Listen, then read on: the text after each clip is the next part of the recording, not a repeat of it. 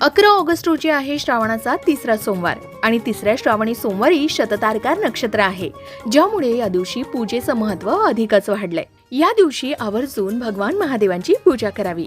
भगवान शिवाला अभिषेक करावा. अभिषेकानंतर शिवलिंगाला अक्षता, चंदन, बेलपत्र, पांढरी फुलं, साखर, फळं अर्पण करावी. दिवा प्रज्वलित करावा आणि ओम नमः शिवाय या मंत्राचा 108 वेळा जप करावा. सोमवारची कथा वाचावी आणि आरती करावी आणि मंत्रोच्चार करत मुगाची शिवामोट व्हावी. याही व्यतिरिक्त 108 बेलपत्र अर्पण करत ओम नमः शिवाय या मंत्राचा जप करावा.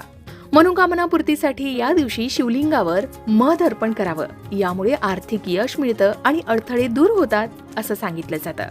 पूजा सकाळी, दुपारी किंवा प्रदोष काळात केली जाऊ शकते. रोजच्या जबाबदाऱ्यांमुळे वेळ मिळत नसल्यास रात्रीही पूजा करता येऊ शकते. जर मंदिरात जाणं शक्य नसेल तर घरीच शिवामोट व्हावी आणि नंतर ती गरजूंना दान करावी असं सांगितलं.